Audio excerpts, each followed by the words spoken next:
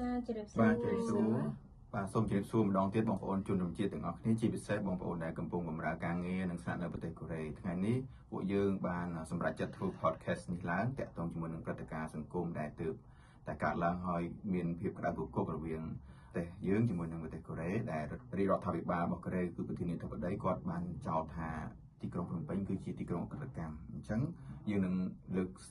បកស្រាយពីដើមចមតើហេតុអីបានជាមានករណីឆបោកនេះកើតឡើងហើយទី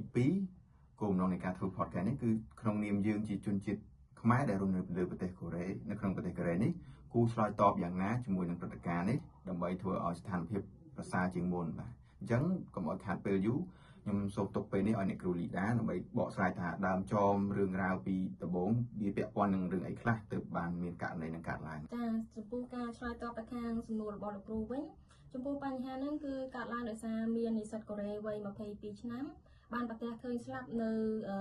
ប្រទេសកម្ពុជាយើងនៅតំបន់ក្បែរភ្នំបូកគោដែល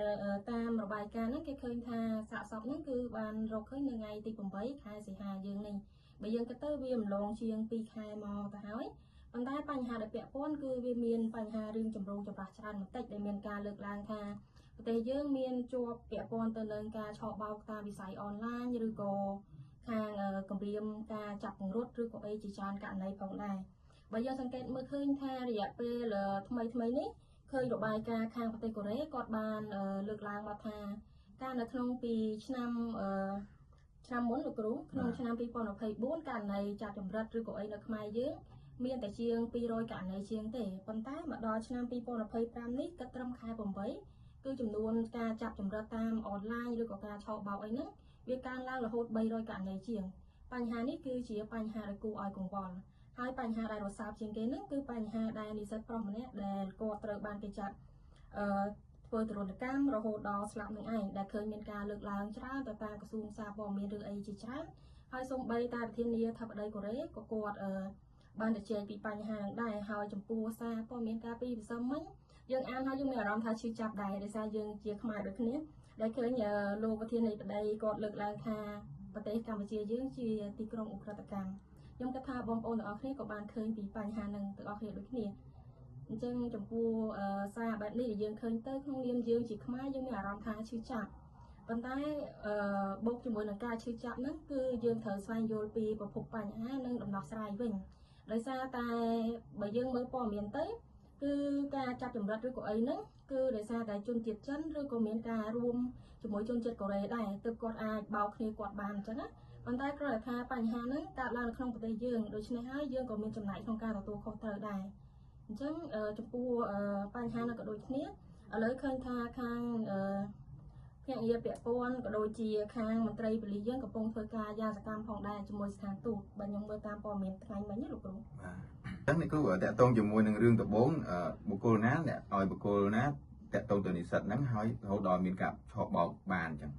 បើយើងមើលតាមប្រភពព័ត៌មានដែលផ្សាយកន្លងមកហ្នឹងគឺថាគាត់ត្រូវបានគេលួងលោមតាមប្រព័ន្ធអនឡាញដែលសន្យាថាឲ្យគាត់ទៅរកស៊ីនៅខ្មែរទៅធ្វើការជាមួយគេអាចទទួលបានប្រាក់ឧបត្ថម្ភប្រចាំសប្តាហ៍ចន្លោះពី4លានទៅ8លានក្នុងមួយសប្តាហ៍4លានវ៉ុនហ្នឹងស្មើប្រហែលប៉ុន្មានលុយដុល្លារបើសិនជាយើងគិតជាលុយដុល្លារឥឡូវអត្រាវាអាចឡើងចុះដែរអញ្ចឹងលោកគ្រូបើតែយើងគិតជាក់ស្ដែងទៅចន្លោះជាង$3000ណោះក្នុងមួយសប្តាហ៍$3000ទៅ$5,6000អញ្ចឹងចំពោះចំនួនប្រាក់នេះសូម្បីតែជនជាតិកូរ៉េក៏ជាចំនួនមួយដែលច្រើនដែរហើយជនជាតិកូរ៉េផ្ទាល់ធ្វើការនៅកូរ៉េនេះក៏មិនប្រកាសថាទទួលបានចំណូលប៉ុណ្ណឹងដែរប្រចាំសប្តាហ៍លោកគ្រូព្រោះអីយើងធ្វើកម្លាំងពលកម្មធម្មតាអញ្ចឹងអ្នកដែលផ្ញើសារលួងលោមឲ្យប្រាក់កម្រៃខ្ពស់ហ្នឹងគឺជាជនជាតិចិនឬក៏ជនជាតិកូរ៉េដូចគ្នាគាត់ដែរចំពោះបញ្ហាហ្នឹងគេថាឆបោកតាមប្រព័ន្ធ cyber អញ្ចឹងយើងអត់ច្បាស់ថាជនជាតិកូរ៉េឬក៏ជនជាតិចិនទេប៉ុន្តែបើយើងគិតជារួមទៅខ្ញុំគិតថាអាចមានការចូលរួមចំណាយពីជនជាតិកូរ៉េច្រើនដែរព្រោះអីបានគាត់ដឹងពីកុនសេពក្នុងការឆបោកដែរអញ្ចឹងណាព្រោះបើតាមបទពិសោធន៍អ្នកដែលគាត់ធ្លាប់រងការឆបោកហ្នឹងនៅប្រទេសថៃគាត់ថាអ្នកដែលចូលរួមហ្នឹងគឺជនជាតិកូរ៉េគ្នាគាត់ព្រោះដែលកងដែលចម្រិតទទួលប្រាក់ឬក៏អីហ្នឹងគឺជាកងដែលមានឈ្មោះជនជាតិកូរ៉េគាត់និយាយអញ្ចឹងបាទអូខេអញ្ចឹងនេះគឺមានអីថែមទៀតពាក់ព័ន្ធជាមួយដើមចមនៃរឿងហ្នឹងអត់ទេចំពោះបញ្ហារឿងហ្នឹងបើយើងគិតឲ្យសាមញ្ញទៅបើចំពោះថាបងប្អូនដែលគាត់អញ្ជើញទៅទេសចរឬក៏ធ្វើការឬក៏អីជាទូទៅខ្ញុំគិតថាគាត់មិនអាចជួបនឹងបញ្ហាហ្នឹងនៅក្នុងប្រទេសយើងទេប៉ុន្តែគោលបំណងដែលបញ្ហានេះកើតឡើង យើងមិនមែនបន្ទោសឬក៏ដាក់បន្ទុកទៅលើសពទេប៉ុន្តែគឺការចេញពីការលោភលន់ឬក៏ការងាយត្រូវការគេលបងដែរទៅបងប្អូនដែលធ្លាក់ទៅក្នុងអន្លង់នឹងហើយបានបង្កើតជាបញ្ហានឹងបន្តទៀតអញ្ចឹងណាប៉ុន្តែចំពោះបញ្ហានេះគឺអ្នកដែលអាចបញ្ឈប់បានឬក៏នេះមានតែមន្ត្រីជំនាញទេដែលគាត់កំពុងធ្វើការយ៉ាងសកម្មដែរបាទអរគុណច្រើនអ្នកគ្រូបាទចាអញ្ចឹងងាកទៅអ្នកគ្រូវិញករណីនេះគឺដោយសារតែយើងកំពុងតែធ្វើការជាមួយជនជាតិកូរ៉េស្រាប់មានថាតកែក្រុមការងារឬក៏រស់នៅក្នុងជីវភាពសពថ្ងៃគឺសិតតែកាឡាឬក៏ផ្សាយតទៅមួយជនជាតិកូរ៉េទាំងអស់អញ្ចឹងក្នុងនាមយើងជាជនជាតិខ្មែរនេះតែគួរយើងគួរឆ្លើយតបឬក៏ធ្វើអ្វីបានចាខ្ញុំគិតថាការឆ្លើយតបវាមានពីកម្រិតទីមួយការឆ្លើយតបថ្នាក់ជាតិមានន័យថារដ្ឋាភិបាលរបស់យើងគាត់នឹងធ្វើការជាមួយរដ្ឋាភិបាលកូរ៉េដើម្បីដោះស្រាយបញ្ហានេះប៉ុន្តែសម្រាប់យើងដែលជាប្រជាជនខ្មែររស់នៅក្នុងប្រទេសកូរ៉េអ្វីដែលយើងអាចធ្វើបានទីមួយគឺផ្ដើមចេញពីខ្លួនឯងមុនមានន័យថាយើងម្នាក់គឺតំណាងឲ្យទូតសុឆន្ទៈរបស់ប្រទេសខ្មែរប្រចាំនៅប្រទេសកូរ៉េអញ្ចឹងទីមួយគឺយើងធ្វើខ្លួនឲ្យល្អហើយឆ្លោអីតបទៅគេវិញណាដោយសភាពរៀបសារក៏ប៉ុន្តែប្រកបដោយភាពម៉ឺងម៉ាត់ហើយនឹងច្បាស់លាស់ក៏ប៉ុន្តែយើងអត់ប្រកបដោយកំហឹងទេខ្ញុំគិតថានេះគឺជាវិធីដែលយើងអាចឆ្លើយតបទៅវិញដោយល្អបំផុតបាទអូខេអ្នកគ្រូដូចឧទាហរណ៍ព្រឹកមិញអញ្ចឹងមានជនជាតិកូរ៉េ2នាក់ផ្សេងគ្នាគាត់សួរម្នាក់គាត់សួរខ្ញុំគាត់ថាអូមកពីជនជាតិនេះផងរួមគំនិតជនជាតិនេះបានបោកឲ្យលើទឹកដីអ្នកឯងហើយមួយទៀតគឺគាត់មកបែបទាំងអត់ដឹងតែម្ដងមិនក៏គ្រោះថ្នាក់គួរឲ្យខ្លាចយ៉ាងនេះគាត់ក្មេងគាត់មកសួរត្រង់ហើយក៏យើងបញ្យល់ពីដើមចមអញ្ចឹងដែរអញ្ចឹងគោលបំណងនៃការធ្វើ podcast នេះគឺចង់ឲ្យបងប្អូនតែគាត់រវល់ធ្វើការថែមម៉ោងយប់ថ្ងៃអញ្ចឹងគឺការតាមដានព័ត៌មានក៏ដូចជាបញ្យល់ទៅបរទេសក៏ដូចជាមិត្តភ័ក្តិបរទេសឬក៏ជនជាតិកូរ៉េស្រាប់ហ្នឹងគឺគោលការណ៍គ្រឹះនៃការបញ្យល់គឺយើងត្រូវតែមានហេតុផលច្បាស់លាស់តបទៅគាត់ហើយមិនតបដោយកំហឹងអញ្ចឹងគឺធ្វើឲ្យយើងចូលរួមចំណែកម្នាក់បន្តិចដើម្បីដោះស្រាយបន្ទុកទៅលើសង្គមយើងដែរត្រូវអ្នកគ្រូចាត្រូវព្រោះអីបើឧទាហរណ៍ថាឥឡូវហ្នឹងប្រទេសកូរ៉េឬក៏ប្រជាជនកូរ៉េគាត់មួយចំនួនគឺគាត់ខឹងសម្បាមកតាមប្រជាជនខ្មែរហើយគាត់រើសអើងវិញ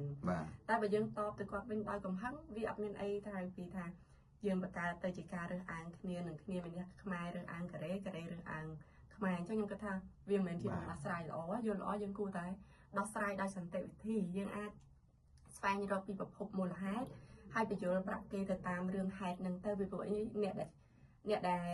សម្លាប់ឬមួយក៏អ្នកដែលឆោបបោកនឹងមិនមែនជាជនជាតិខ្មែរយើងទេ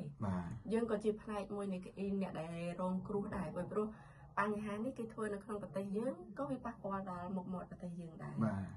អូខេអរគុណច្រើនអ្នកគ្រូចាហើយមួយទៀតយើងគិតថាវាប៉ះពាល់ខ្លាំងបំផុតទៅលើវិស័យ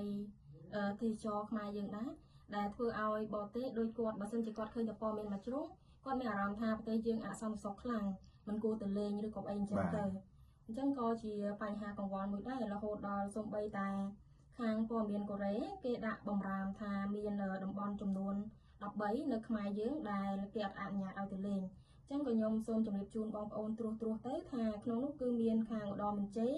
ព្រះវិហារបន្ទាយមានជ័យបៃលិនបាត់ដំបងហើយនឹងខាងកំពតក៏ដូចជាខាងបរសៃអនុក៏ដូចជាភ្នំបូកគោ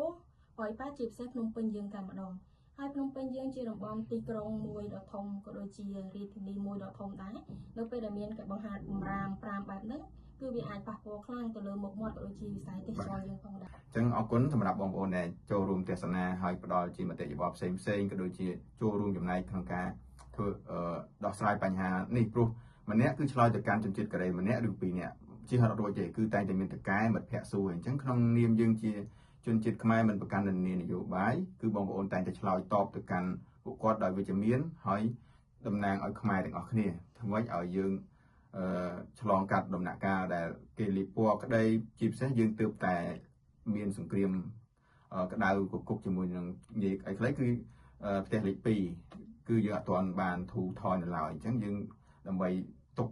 ទប់ទល់ខាងនោះផងអញ្ចឹងយើងព្យាយាមតាមដែលអាចធ្វើបានបាទអញ្ចឹងអរគុណច្រើនអ្នកគ្រូមានអីថែមទៀតទេ